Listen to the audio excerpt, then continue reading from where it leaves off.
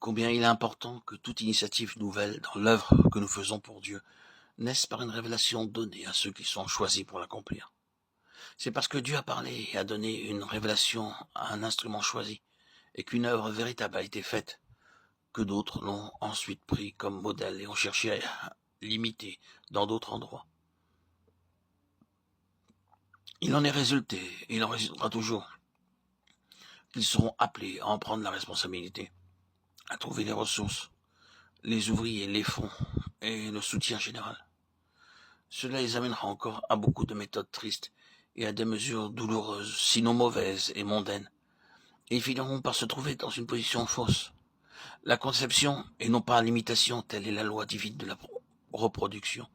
L'onction, et non pas le choix humain, telle est la loi divine de la succession. Le fait est que l'œuvre de Dieu est devenue une sphère dans laquelle beaucoup d'éléments naturels trouvent une expression et une gratification. Il faut que l'homme fasse quelque chose, voit quelque chose et quelque chose. L'ambition, l'acquisition, l'action ont trouvé leur voie dans l'entreprise chrétienne. Et c'est ainsi que, trop souvent, soyons tout à fait francs, l'œuvre devient notre œuvre, notre mission, notre champ, notre clientèle. Et les jalousies, les rivalités, l'amertume et beaucoup d'autres traits de la chair abondent. C'est une chose très difficile, crucifixion en vérité pour l'homme naturel que de ne rien faire, de n'avoir rien, et spécialement de ne savoir rien. Mais à l'égard de ces instruments dont il s'est servi le plus, Dieu a fait de tout cela la part très réelle de leur éducation et de leur préparation. Le dépouillement complet de toute ressource personnelle, c'est le seul chemin par lequel toutes choses seront de Dieu. Hébreux 2:10. C'est la base sur laquelle Christ lui-même a préféré vivre. Nous nous souvenons aussi de Moïse, je ne puis pas, Exode 4:10, de Jérémie, je suis un enfant, de Paul, afin de ne pas placer notre confiance en nous-mêmes, de Corinthiens 1:10. Ils étaient sortis d'une école dans laquelle leur avait été enseigné de manière expérimentale cette grande leçon de la différence qui existe entre ce qui est naturel et ce qui est spirituel.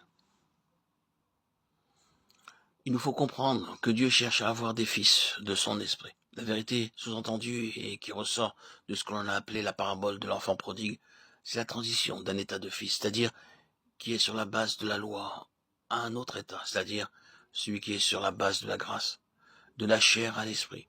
Il y a des fils de Dieu par la création sur la base de la loi. Dans ce sens, tous les hommes sont les enfants de Dieu. Et Paul a employé cette phrase de manière toute générale en s'adressant aux Athéniens. C'est en lui que nous avons la vie, le mouvement et l'être.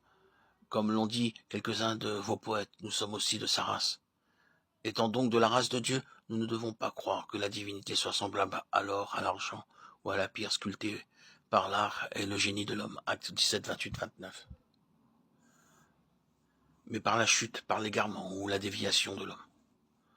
Mon esprit ne sera pas toujours en lutte avec l'homme, car l'homme est devenu chair et ses jours sont réduits.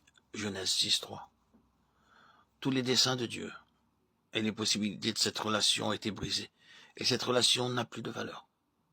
Il est devenu chair, il est donc séparé de Dieu, étranger, Éphésiens 4.18, dans un pays éloigné, perdu, mort, Luc 15, 13 et 24. C'est ici que paraît la grâce et l'esprit par la grâce.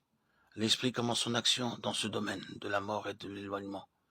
Il convainc de pécher contre le ciel, Luc 15, 21. La seule conviction suffisante. Il fait aboutir la fin des œuvres de la chair dans le désespoir et la destruction. Il contraint, il prouve, il produit la repentance et la confession et amène enfin à la place du pardon et du repos, de la mort à la vie, mais non pas à la vie de jadis. Ce qui est né de l'esprit est esprit. Jean 3, 6.